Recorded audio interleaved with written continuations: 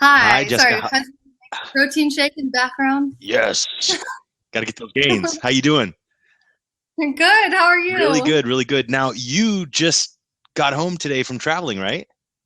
Yes. Yeah. Where Yeah. were you? We were in Boise, Idaho. Sweet. So, yeah, it was really fun, but it is cold there. So, we're definitely glad to be back in LA. And today was an exciting day because we just adopted a dog from a dog rescue. Nice. So, Would you? he'll come back over here eventually. I'll show Yeah, you. you'll have to hold them up to the camera. That's awesome. And you're You have some things to say about nutrition, I'm sure. and you also did you find out the sex of your baby? Yeah. We found out it's a girl. Oh, that's awesome. Congratulations. Thanks. So you're gonna have to have a pink everything. Yeah. Completely Everything pink pink like. like I already do. It's so funny. I just realized that I've been wearing pink like every day all week, and I'm like, oh, okay. I'm like, people are gonna start to think it's a girl, and then it got to be a girl. So That's yeah, awesome. I'm all into the girly world, but Brad's gonna have to learn how to how to manage a girl because he grew up with just boys. Yeah, I grew up with a brother as well, and have a daughter myself. So it's an Oh, adjustment. I you had a do. daughter. That's great. Oh, Yeah, I cool. So have you can tell me about parenting tips. that's right. That's right. And I've gone through the whole, them getting their periods, and it's Oh. yeah, it's an experience. Trust me. No, it's so exciting. I'm excited for you guys. That is awesome. Gary is saying we You have sound like more than one kid or chipmunks. just one? What's that? You have more than one daughter? No, I have one daughter and one son. Oh, okay. Yeah, one boy and one girl. Okay. All Did right, we good. sound like I'm glad. chipmunks? I wonder what was up with that. Was there like some audio problem? Did you hear anything that sounded like a chipmunk? That's funny. So anyway, are you guys having a good week? Anything going on? Anything exciting? So Jessica's going to log in and log out, but I'm excited to see who's here. Where are you from? What are you doing? How's your week going? Type it in the chat box. Heather, never done this before. It's awesome. It's Blab is a fairly new platform. It's been around for a little while, but it's growing big time. And Ellie Safardi and we do a weekly show every Sunday at the same time, which is awesome. Oklahoma, nice. First Blab, that's awesome. Ellie and I do a show on Sunday nights. We both have, big transformation stories. If you don't follow me online, I've had a pretty decent transformation, and so has he. So it's neat. We talk a lot about nutrition and fitness and motivation and just all encompassing. It's pretty neat. 1 week to go on Leg and Glue program. That's awesome, Donna. Based out of, is that LA, Ben? LA or Louisiana? I'm out of the LA area. Jessica's out of the LA area. We're both in Southern California. California, sweet. Awesome, Ben. Well, we are not too far from each other, I'm sure. Illinois, awesome. In fact, just yesterday, on Wyoming, that's awesome. Just yesterday on the Facebook, you know how it has like Facebook memories or whatever, where it shows you posts that you've made that are 1 or 2 or 3 years back. My son and I took a father-son trip to Chicago, Illinois. We have long loved to watch like Man vs. Food and diners, drive-ins, and dives. And anytime there's a pizza restaurant, we love it. Pizza's our favorite food. So for Christmas 2 years ago, I guess it'd be, I bought him and I a father-son trip to Chicago to do a 4-day pizza tour of Chicago pizza. And so him and I went in January, and that's why it popped up on my my Facebook memories yesterday. But we went to Chicago for this pizza tour. We ate nonstop pizza for 4 days. I was definitely ready to be back and eating healthy again, but it was so much fun. It was colder than whatever. Anybody in the Midwest 2 years ago, you know what I'm talking about, because that was like when this cold spell went through, and it was, it was like -18 degrees or something like that. But we were out there layered up. We walked everywhere and we toured Chicago, ate at all the, famous Chicago pizza restaurants. It was awesome. But that popped up on my Facebook memories or whatever they call it. I can't remember what they call it yesterday. And it sparked a whole bunch of memories. So that's cool. All the Okies.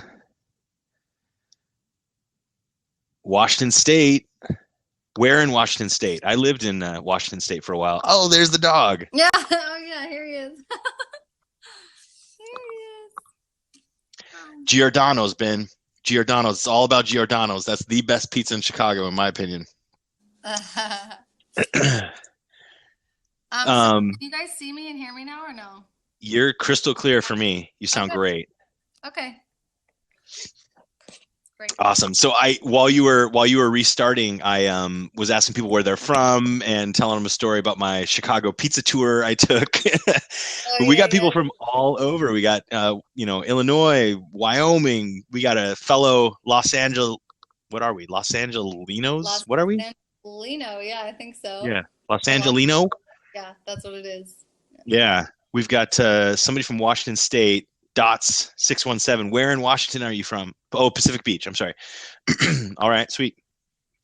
I lived outside Vancouver, Washington for many years. Wow. That's great. I love to see where people are, and I know you can kind of see this little map up here, but sometimes I kind of doubt its accuracy a little bit. But that's awesome. That's great. Well, right when it kind of cut out, I was going to say we should have put more thought into like a name for our show, and I was thinking like the Prego Power Hour or like the something fun. But oh well, we're here, and we are going to talk about nutrition. So now that we got Jessica running strong, start us off, Jessica. Yeah, well, the main thing we wanted to talk about, we had a chat on the phone yesterday, and we're thinking like, what great information can we really offer people?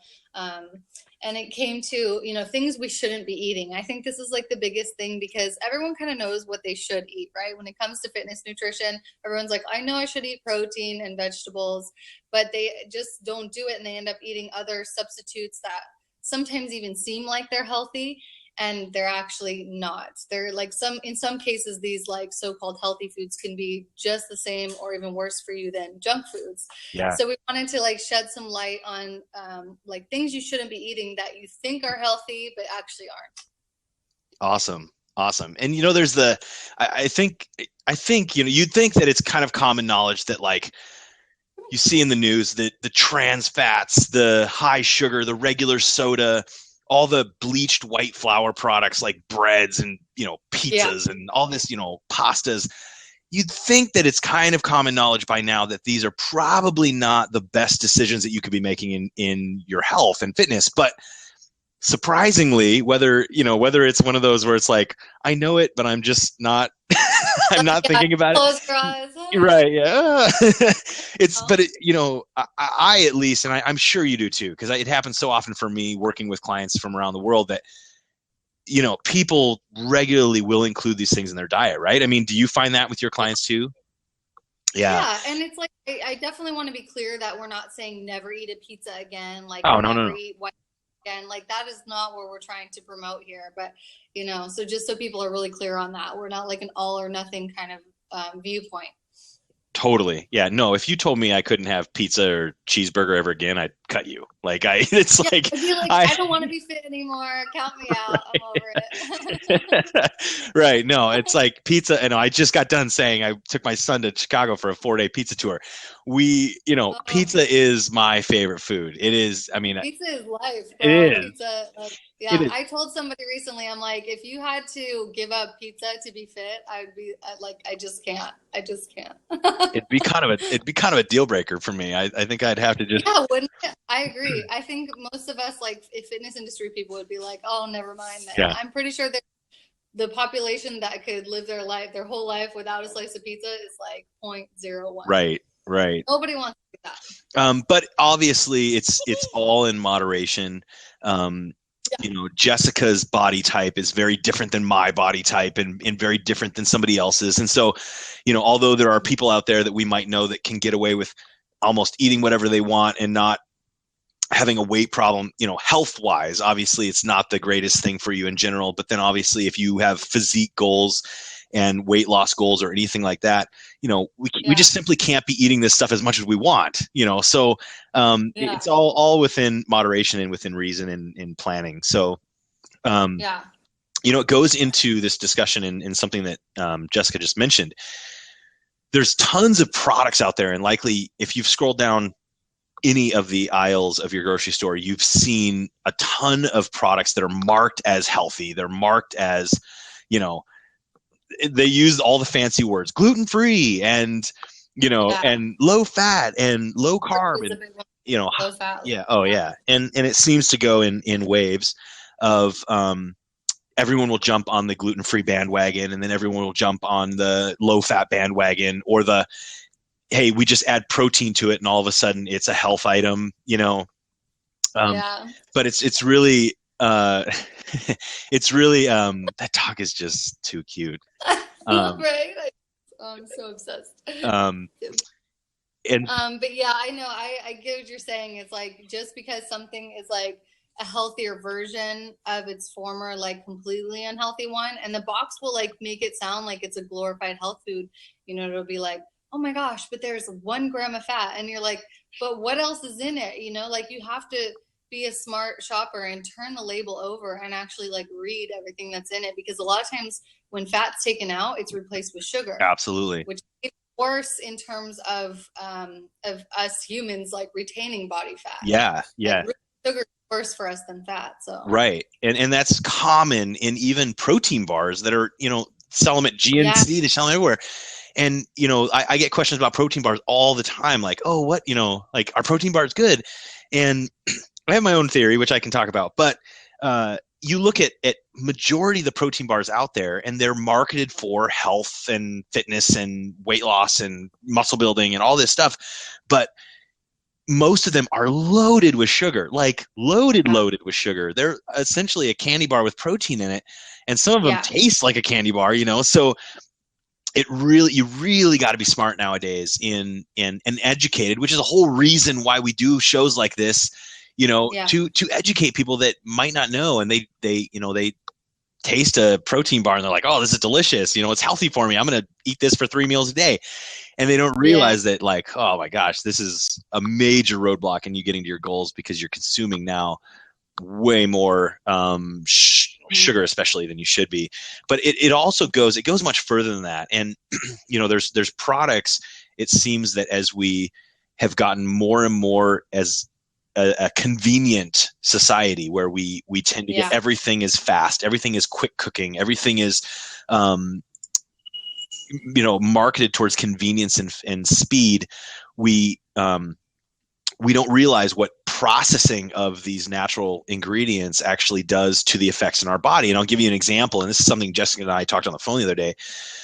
But oatmeal is I'm a big fan of oatmeal. I'm a big fan of oats. Yeah. It's a slow digesting, complex carb, full of fiber, very, very nutritious. If you're eating the old-fashioned oats, the oats that have been around since the guy with the Quaker with the top hat. They've been around, right? Quaker oats have been around forever. They've been eating oats and oatmeal for years and years and years. Centuries, yeah. Right. But then we decided to go, and it took too long to cook. And so they started cutting them differently and processing them differently, and then came out with quick cooking oats, and then they came out with instant oats. And now and then flavored, like, let's pre-flavor them for you. So now you can have your maple and brown sugar instant oats. But what this does is the way they're processing the oats and cutting them so thin, they digest in your system much faster as well. And so what they found, and you can Google this, I'm not making this up, is that old-fashioned oats and steel-cut oats are very low on the glycemic index, from 40 to 50, I believe, off the top of my head, 40 to 50. But then you have the instant oats are up in the 90s, where table sugar is 100. So you're literally talking, these instant oats are processing in our body and causing the insulin response and the elevated blood glucose response of nearly sugar.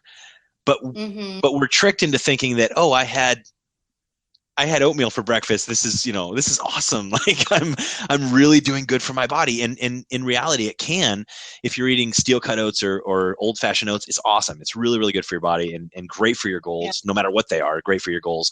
But we need to be careful about the types of foods that we're taking in. Yeah, right? sometimes clients, I don't know if you've ever had this situation, but clients will come to me and they'll be like, I'm eating healthy, I'm doing everything I'm supposed to be doing. Like they're choosing, instant oatmeal over a donut. So they feel like they're making the healthier choice. And a lot of times they're really disgruntled about it. They're like, I'd rather have a donut, but I'm eating this to be healthy. At the end of the day, like it's the equivalent. Like your body doesn't know the difference. Absolutely. Because those two foods are like so close. So you might as well have the donut. Right. Yeah. The effects on your blood, sugar and your insulin response and all that's involved, you might as well have the donut because it's very, very similar. Yeah. I don't personally follow IFYM. I would love to know your opinion on it. You don't follow it either, oh, right? No. And I could talk on this for an hour. I could talk on that for an hour, but I'll tell you, coming from, but I won't. Coming from a previous obese person, and many people might not know, but I was well over 300 pounds at one, eating disorders and all sorts of stuff. And coming from that and now specializing essentially in obesity in most of my clients dealing with obesity and eating issues, if it fits your macros method of eating does not work for body types like mine. It really does not, because we are so insulin resistant. I mean, the endomorph body type is just naturally insulin resistant to begin with. But then if you're overweight or, you have weight to lose, the larger you are, the more insulin resistant you're going to be to begin with. And now all of a sudden you start thinking that, you can eat ice cream and donuts and you can eat Pop-Tarts for your carb sources. It just does not work the same way that it does with an ectomorph body type. It really doesn't. They're so insulin sensitive that their body's going to process it like that. They're back into this fat burning mode. No problem. From a chemical point, like from a chemical standpoint, it doesn't make sense. But then also from the emotional or, it's the drive, that thing that got you in that position in the first place is likely to be triggered again, I think, if you start eating those same foods. Right? Absolutely. And I know that I'm a little bit biased from coming from having massive eating disorders myself. I mean, we're talking like closet eating, we're talking major overeating and all sorts of stuff. But and I also deal with a lot of this with my clientele. And so I'm kind of biased in that regard because I'm inundated with it. But there's no way that you can take somebody like me or like many of the clients I work with and say, okay, well, you can have 25 grams of carbs from ice cream or a Pop-Tart or, whatever, Frosted Flakes. Yeah. Because it's not going to happen. They're going to have a mixing bowl worth of Frosted Flakes and they won't stop at one slice of pizza. They won't stop it. And it's so hard to stop when it tastes that delicious. You don't want to have just a quarter cup. You want 3 cups. Right. And that's even just talking about the insulin response and the eating self-control, aspects of it in the moment. The mental struggle. Yeah. But what about long-term? That's true. Can you eat, if it fits your macros at that extreme where it's like, potato chips is your pre-workout and all this stuff? Can you realistically say that it's a healthy avenue to go for long term? Are you going to eat this way for 20, 30, 40 years? No. No, you're not. So also, you're quantifying your food. And so every single day you have to be aware of how many grams of protein, how many grams of carbs, all that stuff is in your food, which if you just take the clean eating approach, you don't really need to know, right? You just eat clean. And it's like, for me, that's so much simpler. I don't want to have to get out a calculator every time I make a meal.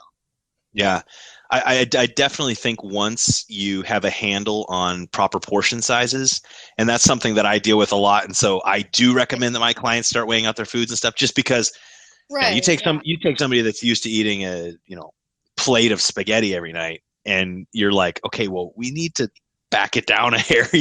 We do have to understand at that point, like, okay, what am I taking in, so that we have a little bit of control over it. But yeah, I mean, I'm all for longevity and the fact that once you've understood proper portion sizes and once you've discovered how your body works and what it needs to get to your goals, you've seen progress, you've seen all this, I don't want you living off of a scale. I don't want you living off of like having to stress about all this. I mean, again, and that was one of the things that turned me on to you, Jessica, is not, I said that wrong. That came out wrong. What? Yeah. One of the things that caught my attention when I saw you in a previous blab, and the reason why I reached out to you was because you used the word longevity, you used the word sustainable in your approach. And I was like, yes, this is the chick I want to do a blab with, because you're not like, okay, well, you need, this and this and this, and that's all you can eat. No, you deal with sustainability. You deal with getting to your goals and sticking to your goals 365 days a year. Yeah. And so, it's a big deal for me, but, based on where I've been and where I'm at now and what my philosophy is, I certainly don't want my clients seeing great results for 12 weeks and then all of a sudden, gaining it all back. You've competed too in fitness, right? You've been on stage before. Yep. So I think, both you and I have come from a place where we were probably very short-termed, short visioned, kind of like focused on just that goal of getting to stage. And then once that stage moment is over, it's go stuff your face with brownies and ice cream, right? Didn't you kind of do that?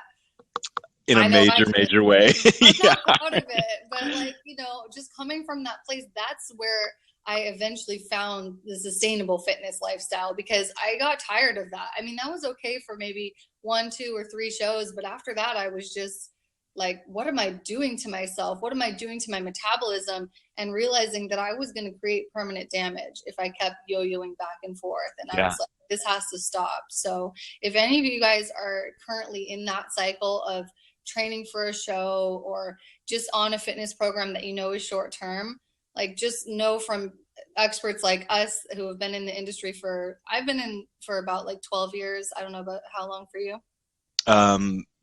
Full time for about 7 years, but I mean, about 11 or 12 years now, as I've been into fitness, health and fitness and nutrition. Yeah. So that's a good chunk of time. That's like 20 years between the two of us. So, there's a lot of lessons learned, and now we feel really passionate about sharing those with you guys. So that's kind of why we're here, on a Thursday night, just what we've learned and everything, and just like sharing all this info with you guys for free, because it's just become a passion of ours. Absolutely. One of the things, and we didn't talk about this on our call, but I'm gonna put you to the test here. What am I, not to the test, but spot, right? on the spot. I get a lot of questions about what to eat on the go, foods to take on the go, or like when you're traveling, or when you're not in a situation where you can pop a meal in the microwave or the oven or whatever. Like, can you give me and all of us, some tips on what your go-to on-the-go foods are? Yeah, and I love the question from Donna also about eating every 3 hours or so. Like, I feel like those kind of tie into each other. So I'll just kind of answer. I would say yes and no. Like, I like to eat every 3 hours, like when possible, but I'm not like a Nazi, like watching the clock, like it's been 3 hours, I need to eat. So flexible, but if I had my ideal world and every day was an ideal day, wouldn't that be nice? But in that case, I would have like a really nice healthy meal every 3 hours. That would be fantastic. I do think that having smaller, more frequent meals is better for not just for my metabolism, but I really think it's better for most people. I can't say everyone. It's better for most people. I know I've had clients who do phenomenal on like intermittent fasting or on just having 3 square meals a day. For me personally, I prefer to have like 5 to 6 smaller meals. And then, so for snacks on the go, let's see, like some of my options, I love like just raw nuts, like almonds or walnuts or cashews or pecans, something like that. So a lot of times I've done YouTube videos on this before too, just like a piece of fruit and a bag of nuts, I feel like is a really good combo for just to hold you over in between meals. Obviously it's not that high in protein, but it's like something that's easily portable.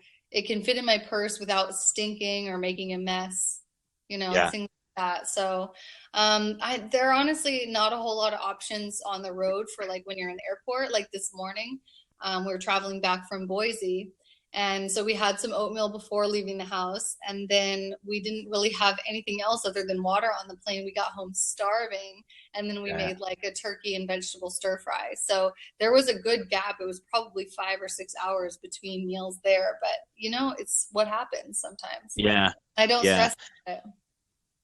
No, and you don't. I mean, the fruit, the nuts. I will commonly recommend like beef jerky or Yeah, turkey jerky or any of those things where they don't require refrigeration, so they're very yeah, easy to take on the go. Um, and then even like for day trips, I mean, you can take some hard boiled eggs. yeah, They'll too, be actually. fine unrefrigerated. If you've ever been to Europe, you'll see they don't even refrigerate their eggs in the grocery store. They're on a normal shelf. Like eggs are fine. They you are, know, honestly, they won't go bad. I've had them in my purse for like, probably half a day or maybe even a full day, and they're okay. yeah, they're I totally suppose people fine. freak out about that, but it's a good tip. They're pretty Right.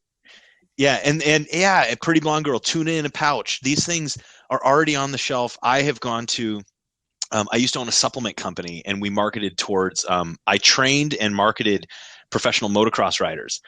And so I would be traveling around to motocross events because we had sponsored teams and we had all this stuff um, and tuna in a pouch was like my go-to because I many times all I had was my backpack, and I would be taking like just the supplements that I'd give my riders and just my food myself. And so tuna in a pouch and a plastic fork was like, yeah, my go-to. But it doesn't go bad. It tastes fine at room temperature. tastes great. Hard-boiled eggs taste fine at room temperature. Yeah. Beef jerky, nuts. Nuts are a really good one for me. Mm-hmm. Um, even cut up vegetables. I mean, Unsalted and like raw and right. everything. Absolutely. Um, Yeah, you can also do chopped up vegetables like celery, carrots, bell peppers, grape tomatoes. I always like to take on the go. They're good yeah. for snacking. Also other fruits like grapes or, I had an orange actually on the plane. That's right. I forgot I had an orange on the plane. But always picking water is really big, I think, because a lot of times people reach for beverages when they're on the go, and there are very few beverages that are, you know, beneficial for fat loss. When it comes to Right. fat loss, really your best friend is water. It's like the one and only thing, other than maybe coffee and tea, that are actually going to accelerate your results instead of hold you back. Right. Yeah. A lot of people don't understand how important hydration is, Oh, even for the metabolization of body fat. I mean, if your cells are dehydrated, the chemical process of metabolizing body fat won't happen at the same rate that it could. So I tell my clients commonly, like, you need to, in your mind, correlate water, fat loss, and I agree. just keep drinking. Yeah, I say the same thing about high heart rate. Like whenever I'm training a client and their heart rate gets really high, I say correlate that with fat loss. Like whenever you Right. get that feeling, when you're huffing and puffing, to just think my fat is burning, my fat is disintegrating right now. And it Right. makes you feel better about being there.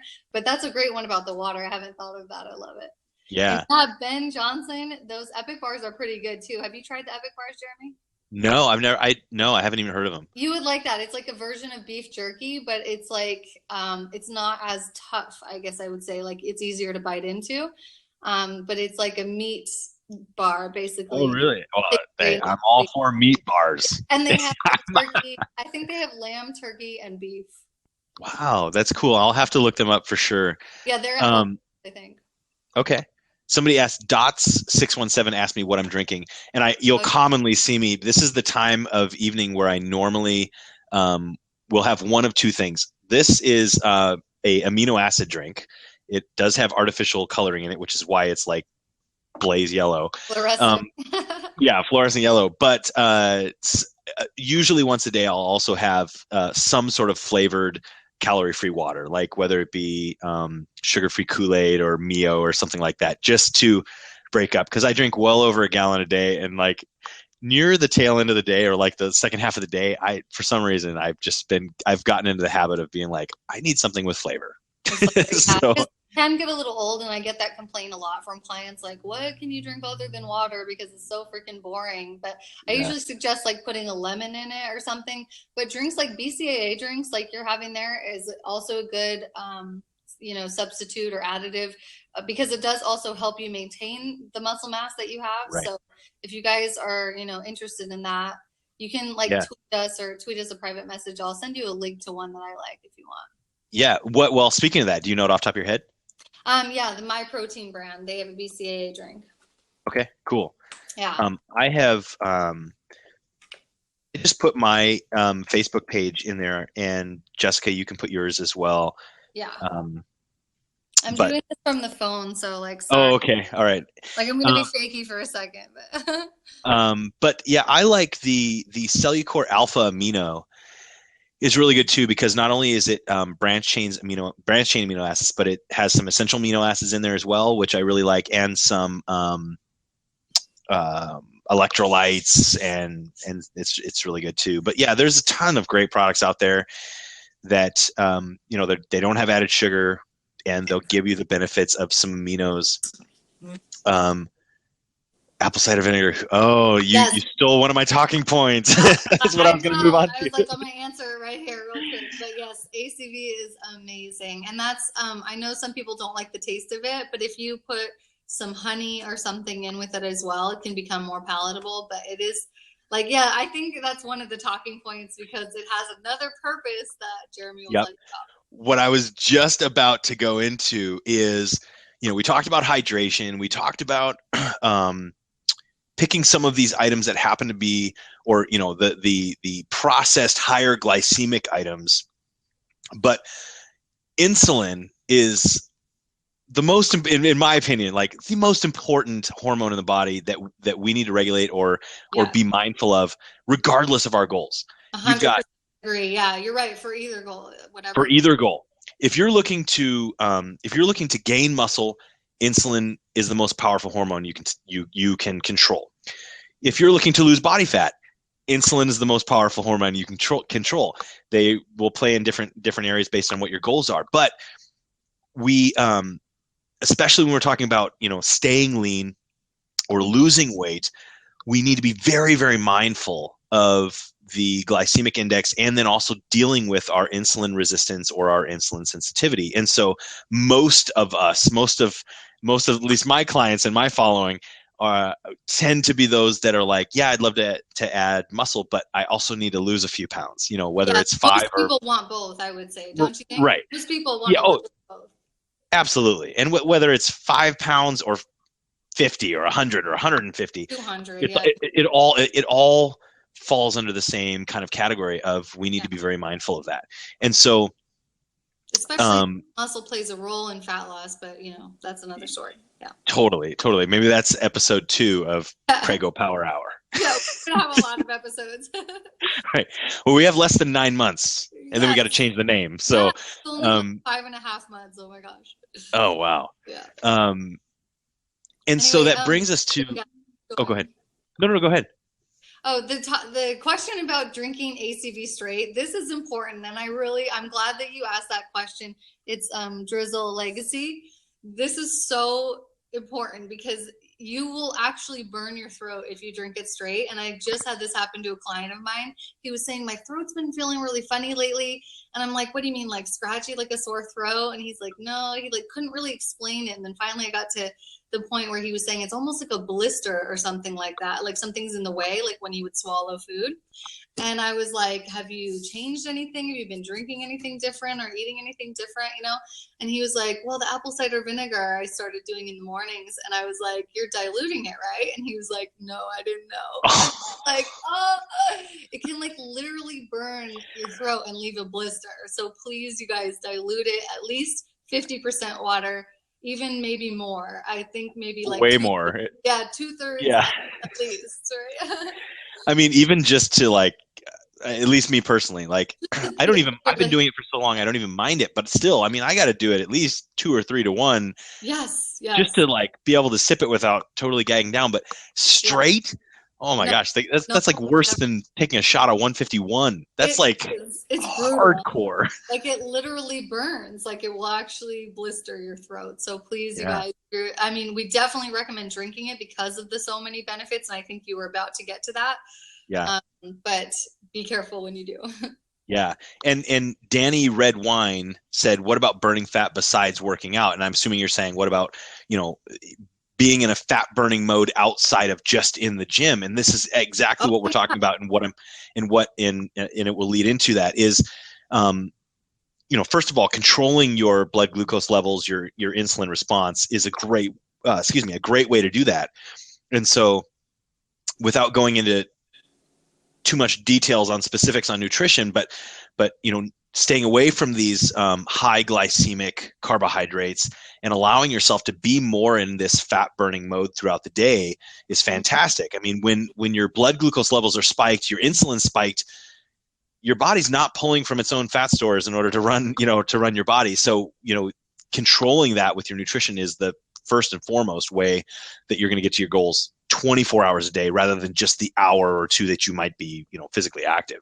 But then, you know, the other side of apple cider vinegar, one, fantastic product, huge fan, is the fact that it's proven to increase your insulin sensitivity. And so, you know, drinking it before meals will increase your insulin sensitivity of the carbs you're taking in there. And so that's fantastic. I have a friend, his name's Andy Dunn. Doesn't going to mean anything to you guys, but that's his name. I've known him for years. He was diagnosed with diabetes and refused to take the medicine and said, I'm not going to be the guy on insulin and all this stuff. Wow. Power to him. But he must have had another plan, right? He had another plan. Somebody told him that apple cider vinegar was the cure-all of everything. So he started drinking pretty large amounts of apple cider vinegar. And when I talked to him, and I did a whole interview with him so that I could kind of get an idea of what he was taking in, he said he wasn't measuring it out, but he had this mug. It was like a 32-ounce mug of water that he would fill up at work. And he was filling about an inch of that mug with apple cider vinegar. And again, we're talking about the raw, unfiltered apple cider vinegar, not the clear or translucent stuff that you use for like dressings and recipes. We're talking about, it'll be on the same aisle, same shelf, but this is going to be cloudy. It'll even have like almost like a film and some particles in it. This is the mother, right? That's the secret. Yeah. And it's raw, you know, like Bragg's is a common brand. Bragg's organic, unfiltered, raw apple cider vinegar. There's a big difference. And he was filling like an inch of his 32-ounce mug with apple cider vinegar every mug that he would drink, and he was just drinking a ton of these throughout the day. And the rest water, right? And the rest water, just plain water. 32 ounces of water and 1 ounce of vinegar. It was probably more than an ounce, to be honest, because he said he filled it an inch up on the mug. So yeah, so you know, depending on the mug. Yeah. It was a decent amount, and he was filling this up multiple times a day and just drinking it throughout the day. Anyway, he no longer is diabetic or even close to it. His blood glucose levels are normal. His body's functioning fine. Oh my God. Completely turned around clinical diabetes with apple cider vinegar. So, so amazing. Yeah. I mean, that's like, and it's somebody that I know, somebody I grew up with and you know, physically interact with. So I've seen firsthand the results. Now, you know, Donna 920 is asking how much apple cider vinegar each day. I would love your opinion, but here's my opinion, because I want to get both opinions. My recommendation is 2 to 3 tablespoons at least twice a day. If you're like on fire and you have control and you want to do it more than that, do it more than that. But at least 2 tablespoons 2 times a day. And I do recommend it right before a meal for several reasons. One, you do get a natural insulin sensitivity boost from it, but it also will help with digestion. It'll help with a lot of things. And so if you drink it with a meal or right before a meal and then, you know, consume some food, it's going to help with all of that. It's also going to, you know, increase your insulin sensitivity for the meal that you're taking in. Yeah, for sure. And what I usually tell clients is like 1 tablespoon per day in the morning, but this would be like the not so aggressive approach. I think because the type of clientele you work with are more like the obese population and people who have to lose 50 plus pounds of body fat. The people I work with are usually working on like 10 pounds. So I don't usually put them on like such an aggressive fat loss program, and the focus is more on muscle building. But yeah, if that was, it always depends on the client situation. But For sure. I don't see an issue with doing 2 tablespoons a day if you really want to accelerate your results and see, like, something as tremendous as his friend saw, like some total transformation of your health. Sure. Why not, right? That's the great thing about apple cider vinegar is it's not like a drug. It doesn't have adverse side effects, like nothing that I know of other than a possible blister on your throat. But if you're taking it straight.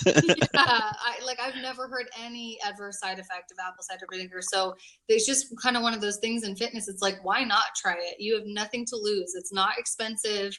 It's not, I mean, maybe it doesn't taste the best, but like you can get used to it. And, it's kind of a secret of the industry. So yeah.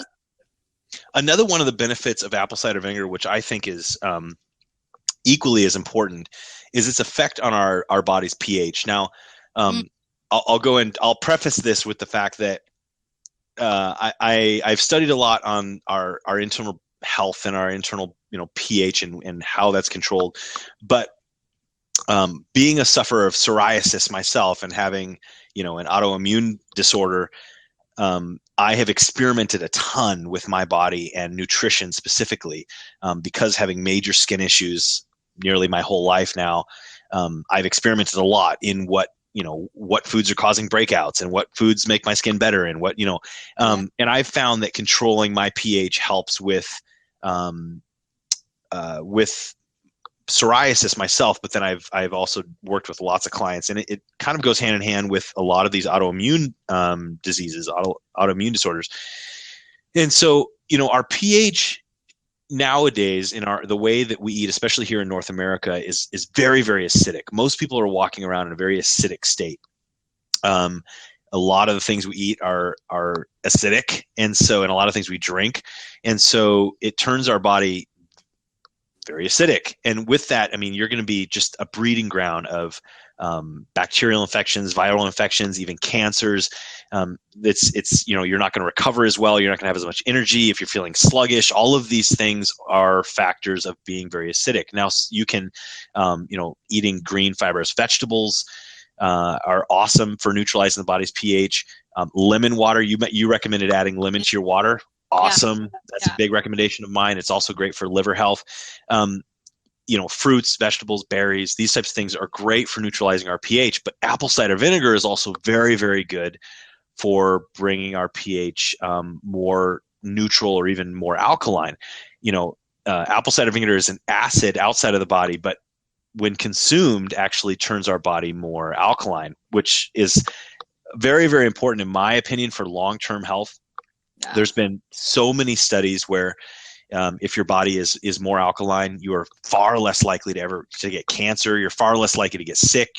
There's just numerous benefits. So, that's another one of the benefits of like apple cider vinegar, on top of having it make you more insulin sensitive, all this stuff. It's really good.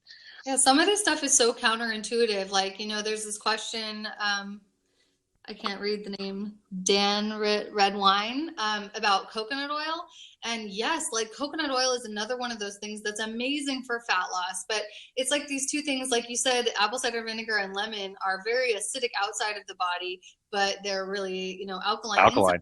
And then like coconut oil it's a saturated fat, which, we used to think saturated fats are going to make us store fat and they're going to clog our arteries and they're going to, do all this terrible stuff to our body. But it's one of those fats that actually helps you metabolize your own fat. So I think it's really important that just as a society, like human consciousness needs to let go of the idea that just whatever something is outside of our body is what it's going to do inside of our body, because usually or sometimes it's the exact opposite.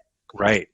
Yeah. Coconut oil's an extremely healthy fat in your diet, and it can up quick. Like it does have calories. It's not like you can just consume as much as you want and help you, but being a large percentage of MCT and having these healthy fats in our diets, they actually promote more of it being burned as energy and helping your body burn its own body fat. So it's the benefits of coconut oil over the, let's say, saturated fat of a steak. When you look at the nutrition panel, you're seeing saturated fat and fat grams on both sides. the average person wouldn't know the difference. They'd look at coconut oil and be like, I'd rather have a steak. Yeah, But, yeah, yeah. but no, there's major benefits. Avocados as well. Avocados, olive oil. There's tons of oils out there that are really, really healthy. Sorry, I just had to plug in. Now I'm trying to figure out how to set it. Not Oh yeah. But yeah, avocado is amazingly healthy fat. All kinds of nuts have really good fats for you. And like sometimes people freak out about eating too many nuts. And it's true, you shouldn't eat too many nuts, but like eating a reasonable portion of nuts on a daily basis can really significantly help you lose fat instead of hinder the process. So it's tricky. It's a tricky world out there, but hopefully we're making this a little bit more clear for you guys. What's your opinion, Jessica? Because I think you share the same one as me. You said earlier something like when you were mentioning nuts, you mentioned raw. Yeah. Hi, I woke the dog up from the nap.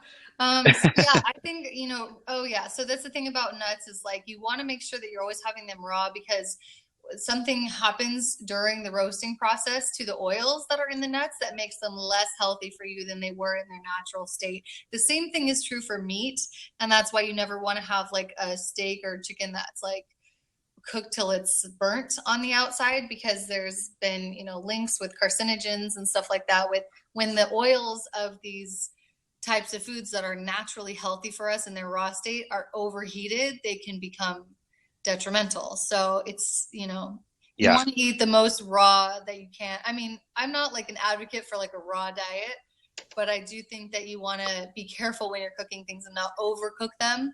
And nuts is a good example of a product that commonly gets over roasted. Like when they roast almonds or something, they're a lot of time not just lightly roasted, they're like roasted to death. So yeah.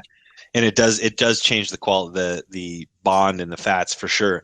yeah. And yeah, the same thing happens with a lot of different food products. And I ran across a really interesting study, and I looked it up because I was like, really? But the way you cook even sweet potatoes, like I'm a big fan of sweet potatoes or yams. Yeah, me too. But it kind of broke my heart a little bit to oh, you have to tell me, what is it? to read that the way that we cook them changes the glycemic index of sweet potatoes. So wow. Baking them at a high temperature, when we like make sweet potato fries or we bake our sweet potatoes, or even like pan cook them, where where they're exposed to temperatures, and the study didn't specify like what the specific temperature was. Maybe they didn't measure that, but higher temperatures, it released the essentially the sugars.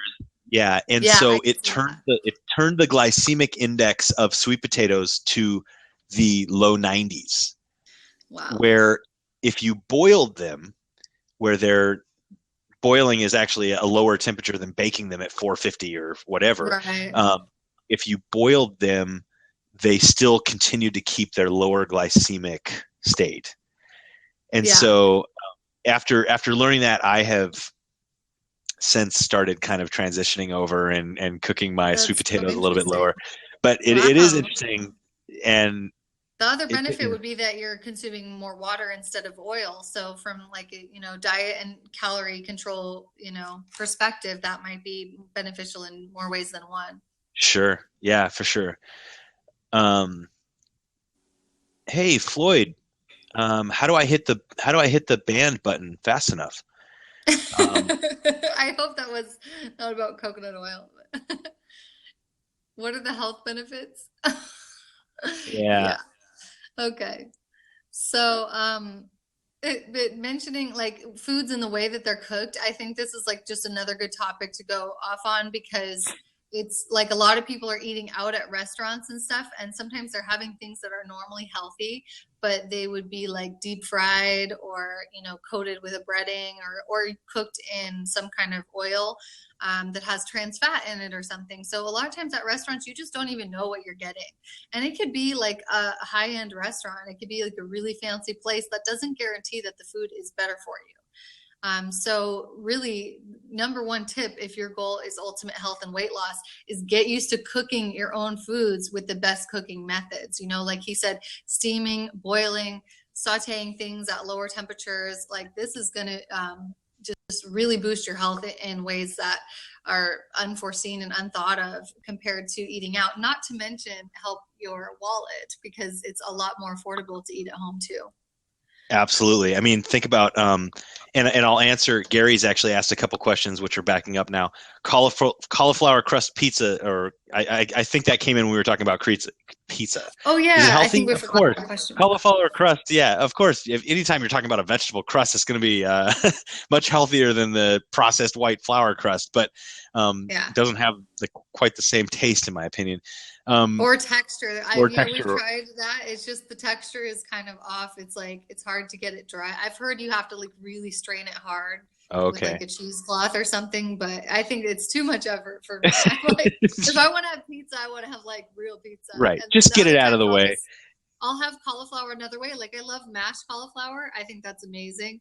So for me, that would be better than trying to make a crust out of it. Right. Right.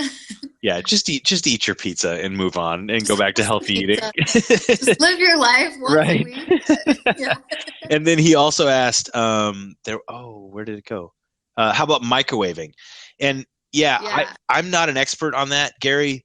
Although I've read many studies that talked about how the intense heat that microwaving causes, similar to what we're talking about, roasting nuts and baking sweet potatoes and all of this stuff, it's the same effect. The nutritional value, the glycemic index, and break down fatty acids and break down do I still use a microwave? Heck yeah.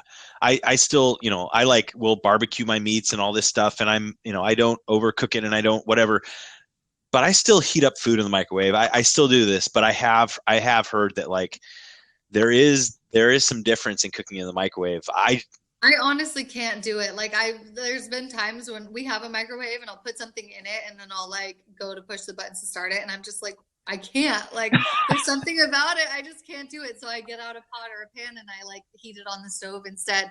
I just feel good for you. I'm just scared of like, they just don't know what microwaving your food can really, the long-term effects of it. And so when it's the difference of your food being hot in 1 minute versus if you put it on the pan, it'll take you probably 4.5 minutes. Right.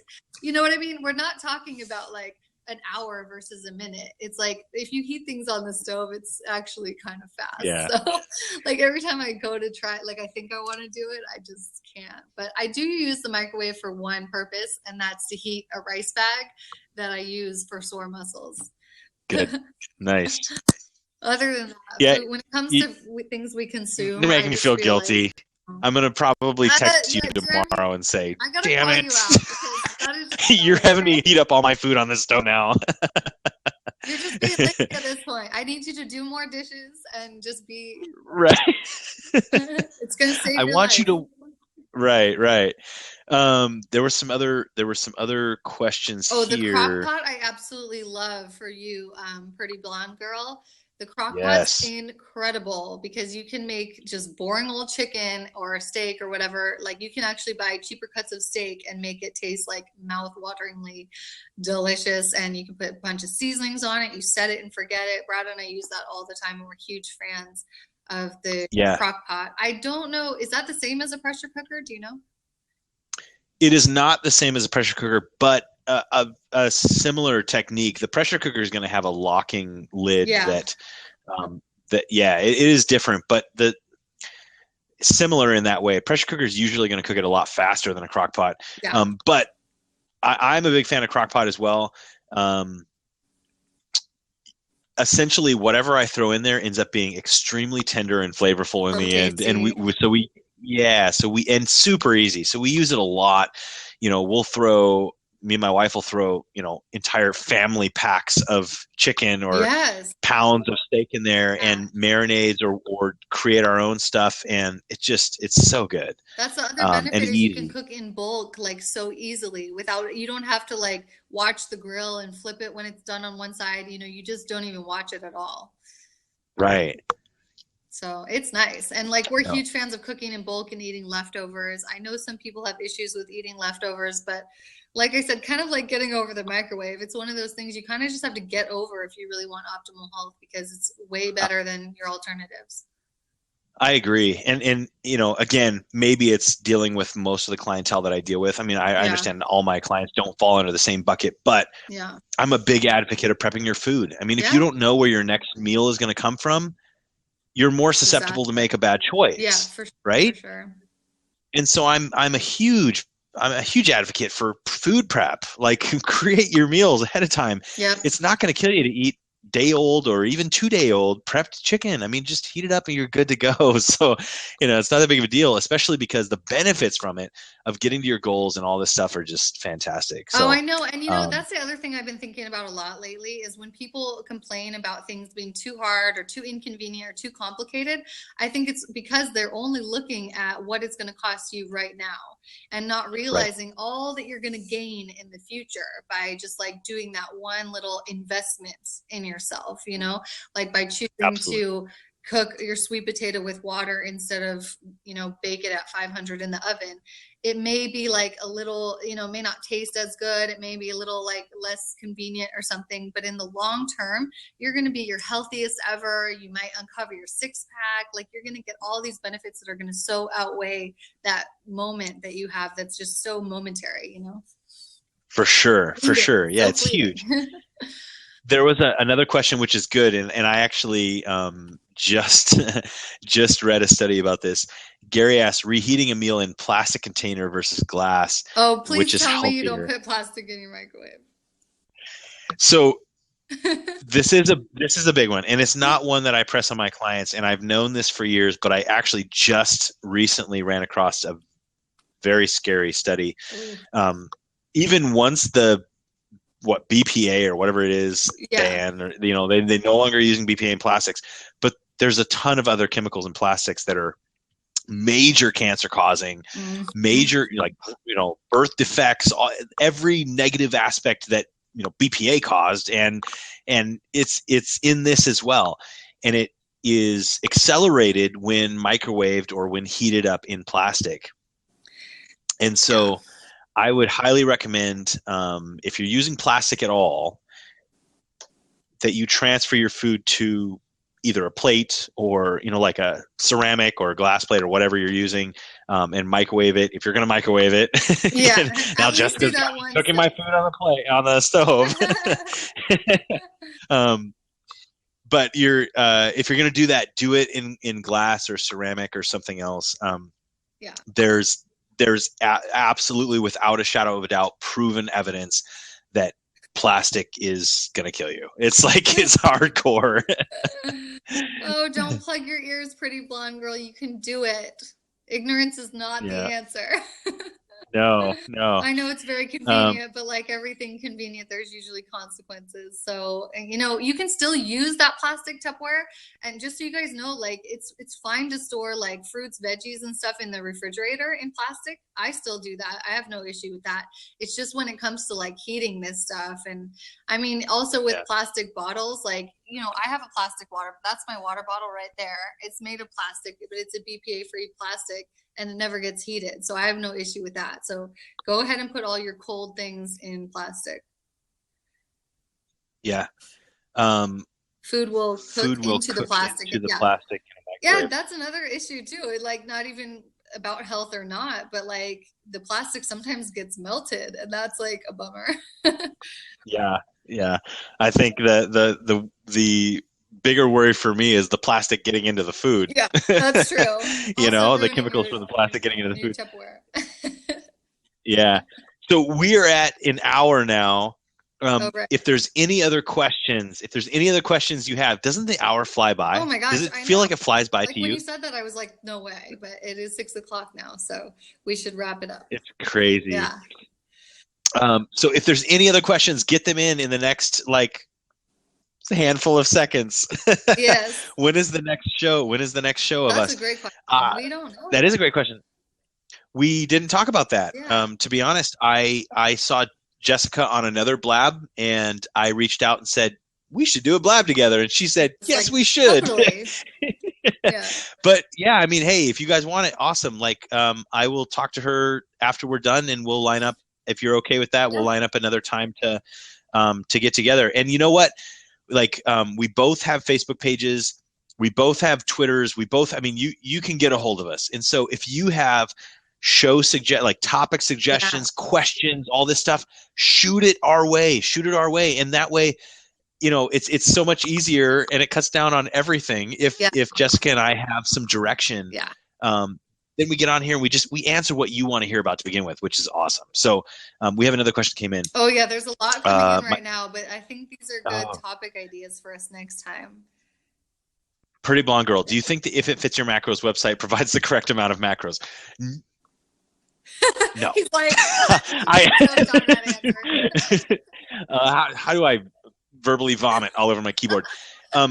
First of all, I don't think that any of the generic online calculators are like super, super accurate. I think they can get you in the ballpark. Yeah. But I think that each individual person is going to have a different hormonal profile. You're going to have a different, metabolism. Your energy expenditure is going to be different. And so I would not rely on any of those as being the truth of health and fitness. If you want to use a calculator, it may be a decent starting point, but for goodness sake, monitor your body, monitor your physique, your weight, your photos, your measurements, how you feel, your recovery, your sleep, your digestion, everything, and make adjustments based on your results. Does that make sense? Yes, for sure. And yeah, like another thing we just wanted to wrap up and tell you guys is that we also do provide one-on-one coaching. Like, we're on the show, we keep talking about our clients. If you want to become a client, there is room for that, and that's part of the reason why we're doing the show, is because we want to help as many people as possible. So sometimes there's a waiting list. I know on my end, I'm sure you sometimes have one too, but just don't be afraid to reach out, because spots do open up, and we're really passionate about like changing everything for you. So if you're like ready to make that change, the best thing you can do for yourself is get someone on your side that really understands fat loss and that can really tell you exactly what to do. So absolutely. I mean, like questions like that, like, there's so many people that are going to the If It Fits Your Macros website or the bodybuilding.com or whatever, and they're using some calculator to try to tell them how to lose weight. And you're like, I guarantee Jessica and I can fast track that result. We can get you light years ahead of where you would be, and give you guidance that's going to be sustainable. This is not, we'll give you guidance that's going to provide great results, but it's not just going to be just another diet that you yo-yo from. So, reach out to us. We both do this for a living. And so it's reach out to us and it is really provide results. Yeah. Ben knows. Ben is also a coach, Ben M. Johnson. You can follow him too.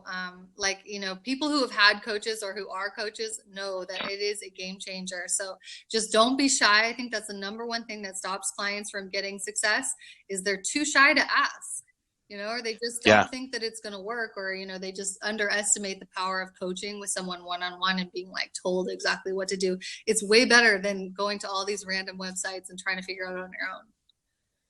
Right. And there's so much information out there, and 99% of it is from like teenage boys.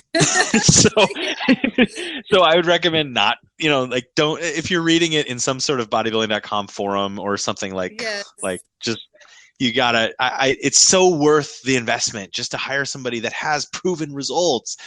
Just, and then just follow it to a T. Yeah. And then just ignore the rest of the garbage out there. It can be so confusing. Yeah. Somebody, My Pick Life said, I wish I was here sooner. I would love to watch a full show. There will be more. May I follow you here on Blab? Absolutely. Yes, please follow us here on Blab. You can click the little plus sign next to our name on the video, and that'll follow us. But I'll also tell you, I'm recording this, and it will be available on Facebook. And so I'll paste in mine again, and you can find Jessica through there. I will when I post the replay, I will tag Jessica's Facebook page on there, and so make sure to follow her on Facebook as well. And then you'll be able to watch the entire show, tonight's show. And it sounds like we're down to do another one. So Jessica and I will, offline, we will decide when that's going to be and all that. So again, Facebook, Twitter, all this stuff, like follow us and then you'll know when the next show is, and you'll know what the topic is, and you'll know where we're Yeah. at. So And anyway. we'll usually give you guys like a week's notice too. So Yeah. like out of the blue. Right.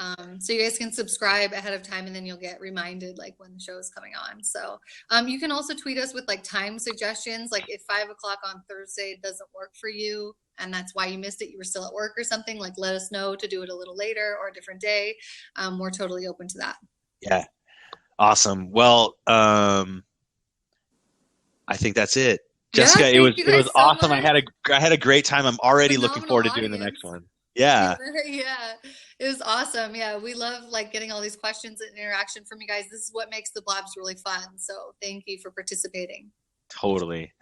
All right, guys. Well, thank you so much for watching. I'm calling it the Prego Power Hour for right now. At least this one. That's Jessica's got a baby. She's got a baby in the belly, and it is a girl. Congratulations. Yep. And so we will do this again. Make sure to subscribe to us on everything out there, Facebook, Instagram, it's Blab, Twitter. Make sure to follow us. And so we'll let you know when the next one is. Thank you guys so much for your interaction and your questions. We love you all. Have a great Thursday night, and we will talk to you soon. See you next time. All right. Bye. Peace.